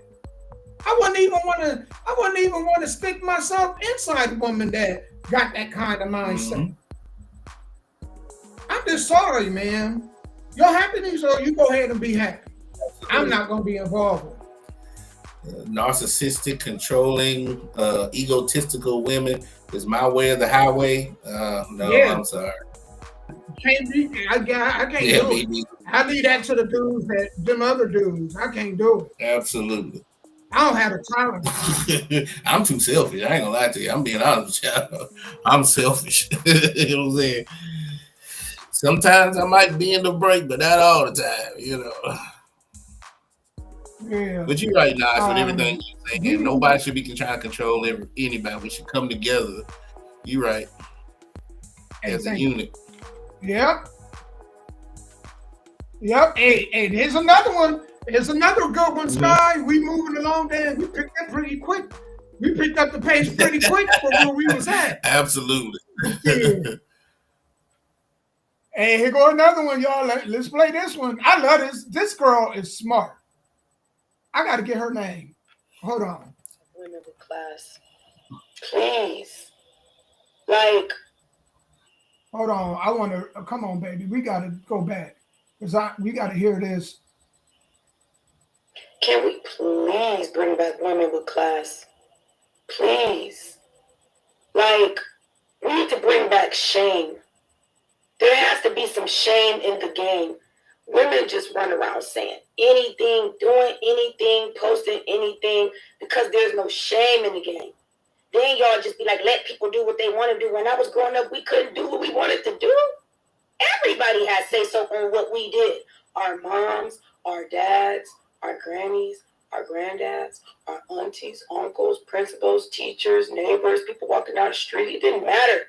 And that is what kept us from acting the way the world acts today. Because we was embarrassed to make ourselves look stupid. We was embarrassed to post certain things on social media. We was too embarrassed to walk outside looking any kind of way. We was embarrassed because we didn't want to be shamed. But y'all make everybody think everything is okay, and everything is not okay. Can we please get back to class? Please. Morals, morality, respect. I am so tired of the ratchet whore culture. I'm tired. Can we please? So, she said a mouthful. Church is in. Well, that's what they used to do back in the day. You made a mistake. When you got too old to be whooped, when you made a mistake, they just embarrassed you. So that way you would never do it again. So I can agree with it. The conservative part of me agrees with that. But then the liberal part of me is like, what she's talking about is go ahead, be the things that we think is not good for society has been going on since the beginning of time. It's just technology and internet has brought it to life, giving these people a voice. Back in the day, yes, we used to get shamed and whooped and chastised for doing that type of stuff, but it was still done in the dark. Now I don't think they feel like what do you call it? It's like a liberation. It's like they feel like they're doing anything wrong. This is just who they are. And maybe if they was born in the 50s and 60s, they couldn't do it out in the open. But now in 2025, I'm gonna be who I'm gonna be, whether you like it or not. So even if you try to shame those folks, it's not gonna change them because that's just who they are. I think, man, where we went wrong at is this whole idea of what you do right now won't have consequences later. That's where we messed up at. What you do now won't have yes, it does. That needs to be preached. And I told this to my daughters, like, you know, man, there's nothing you can do now. And I've told them stories. I'll give you an example. So I know a story of this girl that was in the gym room, and she was in the men's locker room or the bathroom, and she was sucking dick, right? This before school. The dudes ejaculated on her jacket. Now they got caught. Now, in our high school, there was two separate, like the lunchroom has two separate parts. You can eat on one side, eat on the other side. In the middle, everybody congregated to go get their lunch. North High School in Akron. They set this girl in the middle between both halves with her jacket on for her mama to come and get her. So everybody was walking past seeing this, right? Now, for the people that seen this girl, what do you think the impact that it's going to have on them? You think that they're ever going to forget this girl? No. She could be 50, become a congressman, win a Nobel Peace Prize, and when they see her, they're gonna remember the image of her having semen dripping from her coat. What do they do with the guy? And like not fair, but that's the way it is. What do they do with the guy? Well, the dudes, they gonna be, well, the dudes, nobody know the dudes. They probably know them. Them people that was there probably know them. Right? Well, who do you think is going to have a lasting impression? Well, I'm just asking you. Dude. You said they got caught. So I'm saying if they did that to punish her, did they punish the guy too? That's what I'm asking. Yeah, they got punished too. But no bigger punishment sitting in the lunchroom would come dripping on your jacket. I'm sorry, ma'am. When we see you, there are stories, Sky, you know, there are stories of females that we've heard that happened to them years ago that we look at and be like, oh yeah, you was the girl that, you know what I'm saying? You know, and we know the story. And no matter, they can become lawyers, they almost have to uproot and leave. You know what I'm saying? Because everybody gonna know. That's circumcised. You know what I'm saying? Yep. But the problem is now, let's say in my time or before my time, that happened, you could get up and go to another state or another place and nobody would ever know, even when you died. Now with the internet, you can't go nowhere. If that was to happen to you, that makes it even worse. You know how many people would have took pictures and posted it on the internet? It would be nowhere in the world you could go that people would, oh, you was the girl that. Well, I'm glad you had that conversation with your family because they in this generation of internet. Yeah, I'm glad you had that conversation. Yeah, because that, and we don't have it in our household. We don't tell our daughters that. Whatever you, and dudes too, and you know you selling dope now, you think it's not going to have an impact on your life 10, 15, 20 years from now? Hell yeah, it is. What you do today, people be like, don't judge. You know, everybody got a past. Well, everybody's past is not judged the same. That message need to be relayed. My past and your past ain't gonna be measured the same. If I sleep with 20 girls, I'm looked at as a player. You sleep with 20 guys, dude's gonna be like, man, I better get a DNA test if she get pregnant, say she pregnant by me. It ain't gonna be looked at the same. We need to be honest when it comes to that. And that's true. And that's what I'm honest with the world. I know there's a double standard for men and women. So there's no sense of yelling about it, screaming about it. If I know there's a double standard, how do I play the game for that standard to go my way and not against me? That's how I look at it. And one of the things is if I was a woman today, if I for be sexually active, we for go to a secluded place. Somewhere where there's no cameras, your phone gonna be off. They ain't gonna pull that Shannon Sharp where you having sex and then the damn phone come on and you hear none of that stuff. Because now it's really detrimental. Because you can be the smartest girl in school and this happens to you, and then 10 years later you homeless doing drugs all because of this one incident because you couldn't progress your career because this is online, this is everywhere. So yeah, women and men, be careful what y'all do. This new generation, y'all be careful, man, on what y'all do. Man, it can have a long-lasting effect on the way people view you. You know what I'm saying? And so I agree with her, man. I wish, plus, man, you know, And take it in a different sense also. This, the whole makeup culture, like ladies, I don't know who need to hear this. I'm just gonna say it. And I know some people gonna be mad because I said this, but screw it. Makeup do not make y'all look young. I'm sorry. If you're 50 and you put on makeup, you get a 50-year-old with makeup. It don't make you look young. You know what I'm saying? Unless it's permanent, and which it's not, it don't make you look young. So I wish we could go back to the whole natural. Like, who told y'all we didn't like y'all nappy hair? Right. Yeah, we gonna grab it all the same during sex. It ain't gonna make no difference.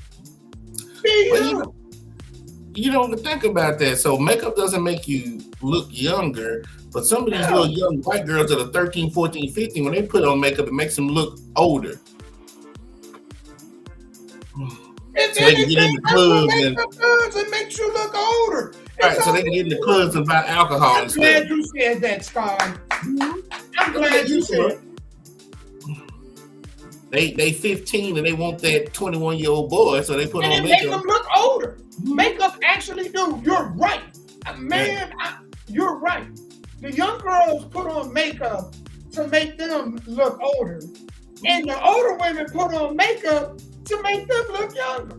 That's such an oxymoron. And let you know makeup don't work. And this is why the makeup industry or the beauty industry is a $1 billion industry. I need to get in there. If y'all can go out looking like Homie the Clown, I need to get a piece of the pie, man. You know what I'm saying? Absolutely. You can't make something beautiful look more beautiful. No. You can add detail to it, but you're not going to make it look any more beautiful than it already is. Correct. And if you do, that means it was ugly. Or it wasn't as beautiful as it thought it was. But I'm glad you said that, man. We're going to move on, man. This reporter, she got attacked. This woman opened her up over her opinion, man, over abortion. Let me go ahead and scroll all the way up because I know I got to cut this music. I got to make sure this is heard perfectly. Because sometimes you got to know when to walk away. I'm just going to say that. You got to know when to walk away. You know what I'm saying? And you got to feel the temperature of the room and just get the hell out of Dodge. And some people ain't good at that. Nope. That's right. I disagree with you either. I understand you don't get to kill the baby just because their dad didn't want them. Should we kill the kids in foster care? Why not? Why not? If that's the case, we should kill the kids in foster care that aren't wanted. Who's gonna take care of them? If I don't want to have a baby, I should have the choice to. Just don't have sex then. Just don't have sex. That's not even logical. It is. Who are you, nasty? I sound dumb. You sound dumb. Okay. It does, because even as teens, people explore, and it's like, as funny as you want to be, people should still have to think that your point of view it's very obstructed, and I think that you just don't understand the magnitude of having a child. Yeah, well, I'm not the one who admitted they would be okay with killing babies in foster care and killing children that have been abused. That's not the point. What I'm saying. That's really. She two-pieced her. And she just punched me in the face. Oh, she leaking. All right, so you heard the conversation. She hit her with a bam. Open her up. What? I agree with what she's saying. Just don't have sex, because that's what the people told me. Keep it in your pants. But here's the thing, and it's scientifically proven. People who are virgins and stay like just never had sex a day in their life until their 20s and 30s, they're going to have chemical problems, because sex is a chemical reaction. It's a natural form of the body to release and keep everything balanced. So you cannot just go years and years and years without sex, because first of all, you probably go crazy and you would be hormonally imbalanced. Look that up. You'd be hormonally imbalanced. So she's right. Kind of telling folks would never have sex. Now that's not how you was built and wired. Now she should have said use a condom, use contraceptives, use birth control, and stuff like that. That would have made more sense. And two, I wasn't there during conception, so I'm never going to be chastised a woman whether she had an abortion or she didn't. It ain't my body. It ain't my right. It ain't none of that stuff. So when people are fighting and arguing over abortion, right? So if this girl had an abortion, what does it have to do with you and your family and your bills? If this girl has 8 kids, what does it have to do with your family? Unless you just one of those ones that like, I'm upset because my taxpayers' dollars are paying for this woman with 8 kids and her food stamps and Section 8. Okay, that's on one side of your mouth, that the women with all these kids is taking the taxpayer money living off of it. But then on the other side of your mouth, you telling women, well, don't have abortions, bring them into this world. Which one is it do you want? Because the kids that she didn't bring into this world, those are kids that you can't say, well, they living on the system, they on food stamps, they on this and that. So this is why I can't talk to humans sometimes. You have to pick a side of the fence and stay on it. You can't talk out of both sides of your mouth. So that's how I feel about it. I want to take this from a different angle, right? Why is it that we can't just, and I'm talking to the Black community, why can't we just have conversation and just agree to disagree? Why does it always have to turn violent? Why do we always got to get violent with everything? And then complain when nobody in any culture want to be around us? There you go. Both sides of the mouth. We get mad when other people don't want us around. We call them racist. Right. But if we always going to resort to violence over disagreements, why would anybody want us around? Right, because nothing good comes out of it. No, we resort to the violence. The fighting part. Yeah, not the disagreeing part. I'm just about the fighting part, the balance part. Nothing good that really comes out of it. Right. And it's not a good look on us. Every time people see us, you know what I'm saying, we're angry. It's our way or we're angry. We can't even have an educational debate or a conversation without somebody getting into their feelings and becoming violent. Absolutely. And at the end of the day, all it's going to result in you ending up in civil court, either coming out your pocket or behind bars. Oh my God! And she did this on video, so the girl that got hit, if she pressed charges, you watching the video? Yes. And then you got to go to court, and you might lose your job. Hell, if you got kids, children's services will come. Like, they see all of this stuff. So you could lose your whole entire life because you disagree with somebody. And then you know what people are saying? Look at them Black folks fighting. Look how they don't even love themselves. Right. How can they talk about how we hate them? They don't even like each other. So why would Nancy Pelosi and them want to help y'all become $9 million richer, but she can't take you nowhere? Because Nancy Pelosi and other politicians are in rooms that disagree with each other. They probably even hate each other, but they ain't finna throw no damn punches. So why would I want to bring somebody that if somebody disagree, you gonna throw a punch and hit this person? Now you messing with the money. So a lot of politicians don't like each other. They disagree, but they ain't finna throw no damn, especially on no damn camera. Throw no damn punches. Come on now. Right. And then the girl did a video talk about how she getting death threats. What the hell? Of course you're gonna get death threats for hitting, because you know there's some people that's strongly against abortion. And so now them people seeing this, they can't stand you. Of course they gonna hate your guts. Right. What did you think was gonna happen? Abortion is a huge issue. So even in Congress, there's a lot of people in Congress that disagree about abortion. That's why they having these bills brought to the damn floor.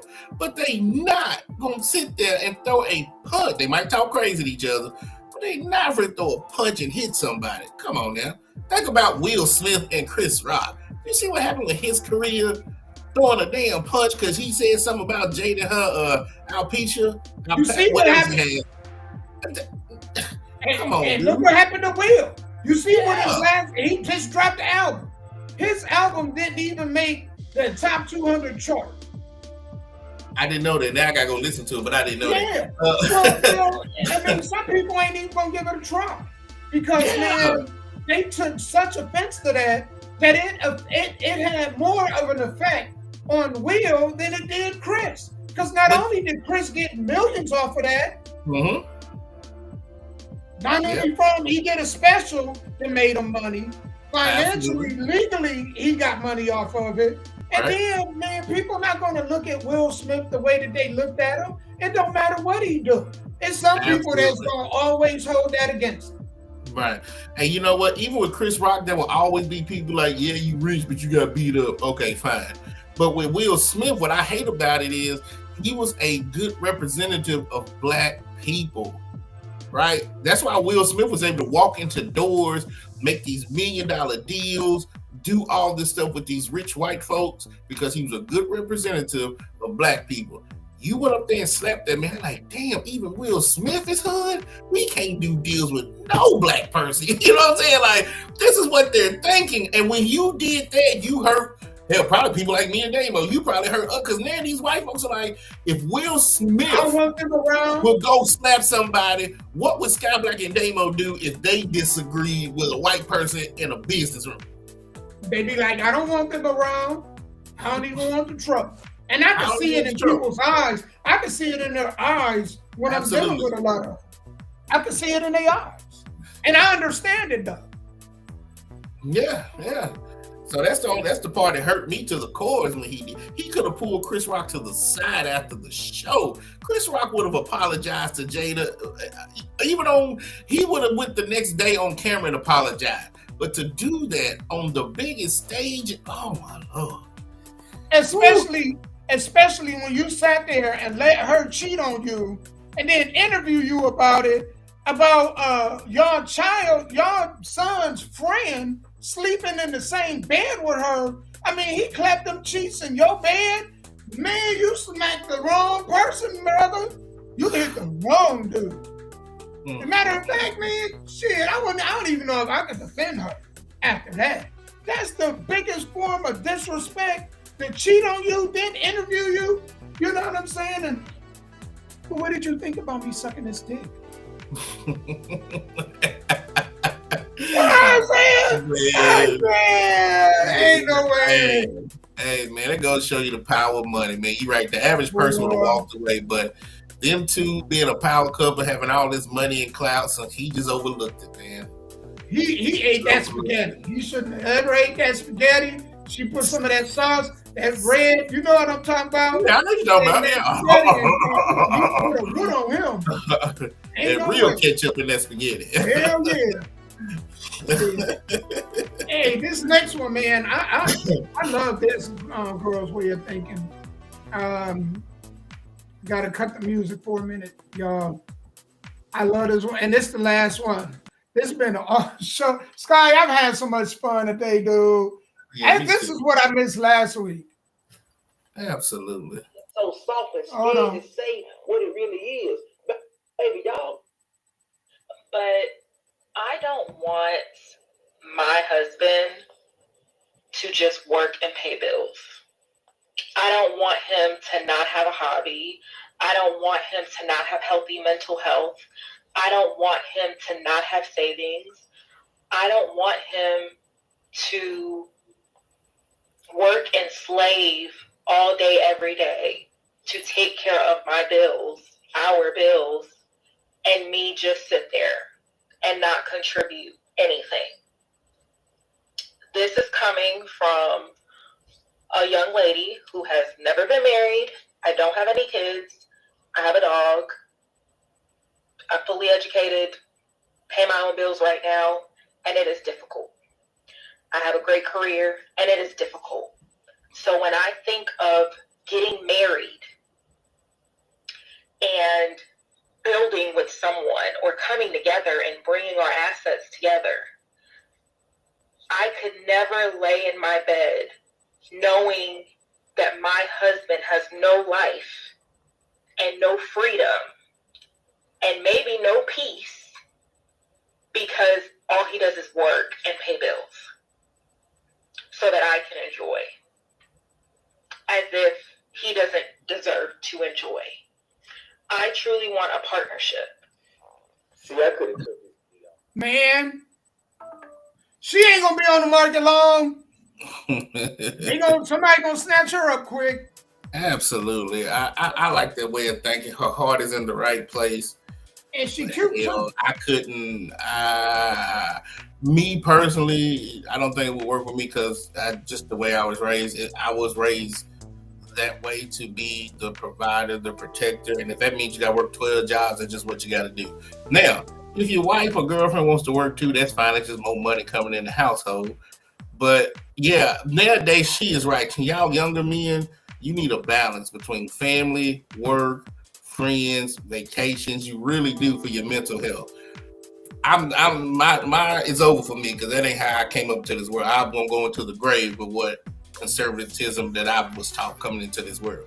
But for you young people, yeah, she is absolutely correct. Find you a woman that cares about how you feel when you come home, bring your bath water, massage you, feed you. Hey, how was your day? Like, can you call in tomorrow? I want you just to lay in the bed. You look tired. You need to go to the doctor. Get you a woman like that. Not, hey, why you ain't at work? We need money. Or she sit at home every day on the QVC and Home Shopping Channel. So I agree with everything she's saying. I really do.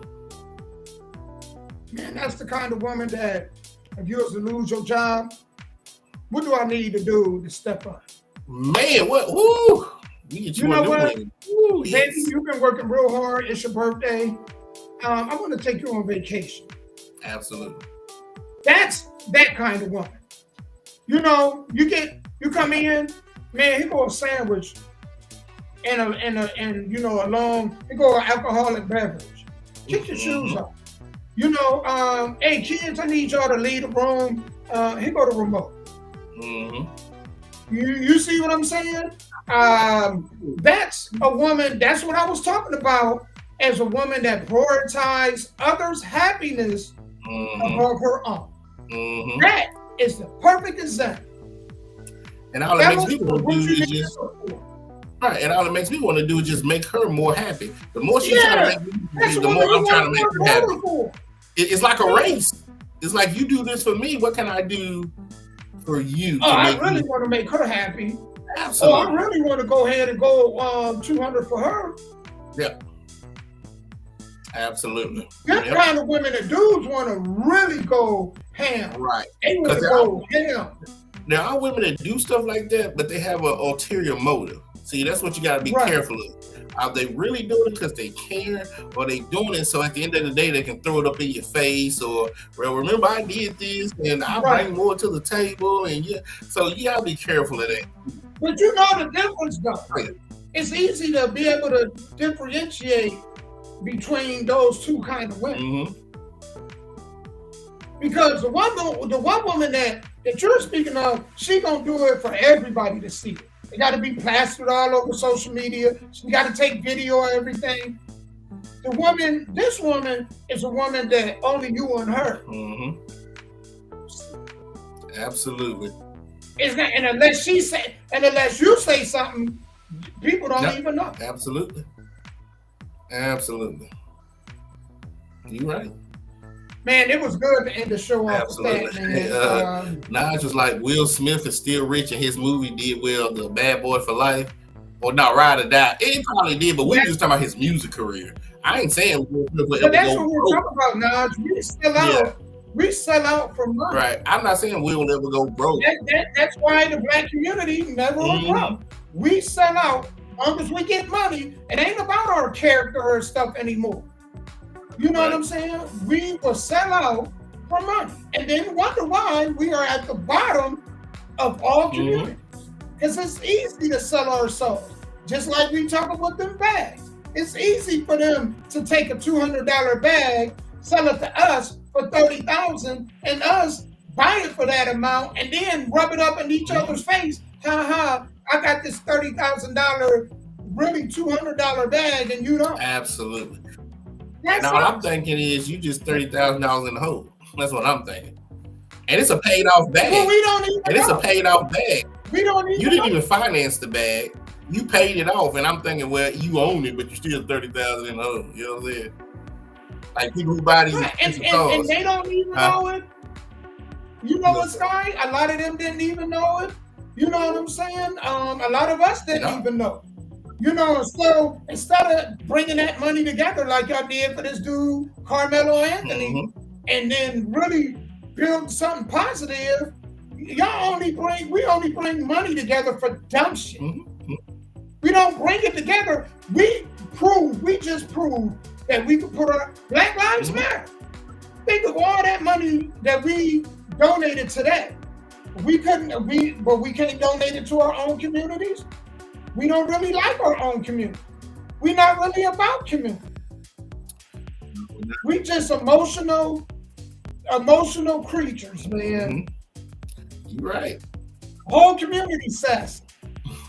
And then when people try to do it, there's always somebody trying to destroy it and bring it down.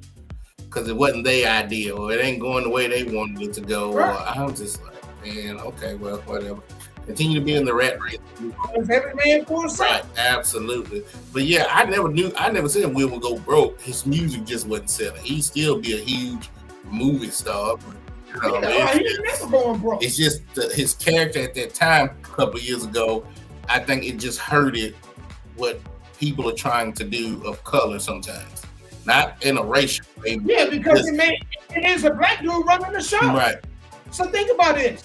It was a black dude that put the show together. Yeah. So not only did it made him look not bad. Only a black dude, but see what happened there when we let black people put it together. Here goes absolutely, violence. And not even running the show. Most of the staff was black. That was the first time that the Oscars, the Grammys, that a majority all black people was producing this show, and that's when he did it.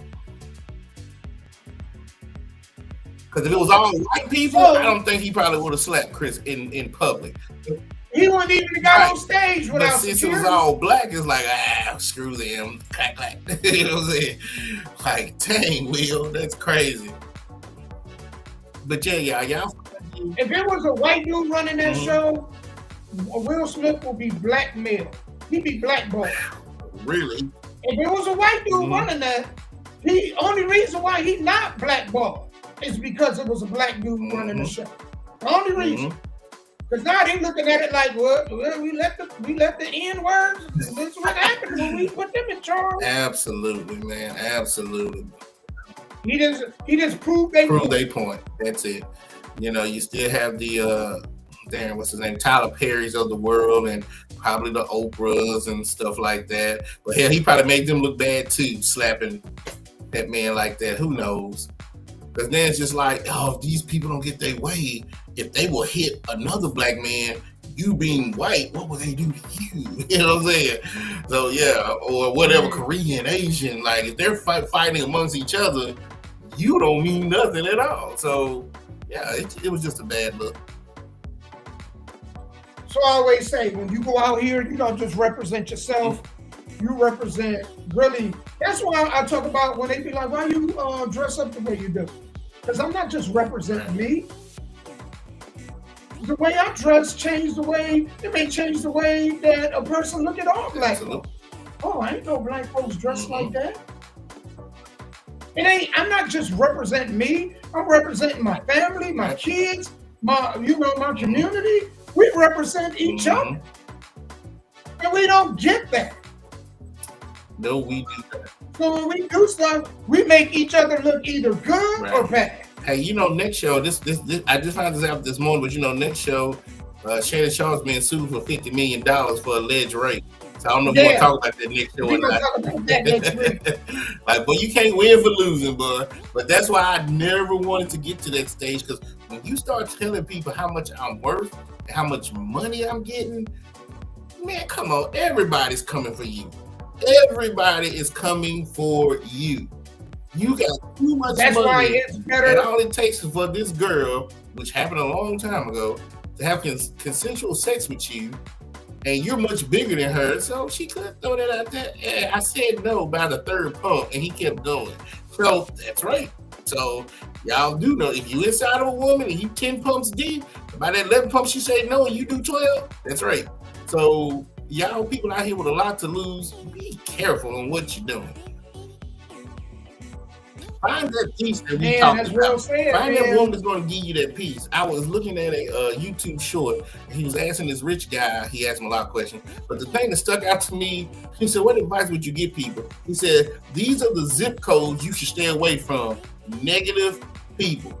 Never enter those zip codes. Get them out of your life. Family, friends, associates, co-workers, pets. Never enter into negative zip codes." I said, "Hey man, if I don't remember nothing else you just said, I'm gonna remember that." Man, we got to talk about it next week. Sky, what you got going on for tonight? Again, the D Bling Radio Show, y'all, tonight, new music, 7 p.m. to 9 p.m. I'm gonna say 7 p.m. to 9 p.m. with the replay from 9 p.m. to 11 p.m. Don't forget, this Saturday, Huntington, Tennessee, Inhumane Championship Wrestling. Sky Black is going one-on-one with Crusher Koloff. So if you in West Tennessee, please come check it out. And shout out to my friend Classic Man. A couple of weekends ago, we won the RCW Tag Team Championships.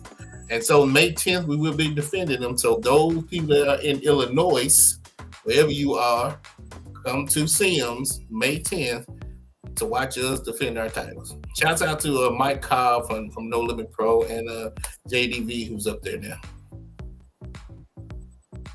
Man, I just want to take this time to thank you, Naj. Naj, it is always an honor and blessing, man, when you interact with us. We really, appreciate you being here. So shout out to you, Naj. Everybody that's watching from Twitter, Facebook, YouTube, and Bigo. Appreciate you guys, man. I hope you guys have a great rest of the week. I always say this, man. The only thing guaranteed in life is death. So if you are on this half of the dirt, you have conquered the day. If you end up, and at the end of the day, you still on this half of the dirt, you conquered the day. Absolutely. So God bless y'all, and we look forward to seeing y'all next week. Absolutely. All right, now, peace, love. We will talk to y'all 7 days from now, all right?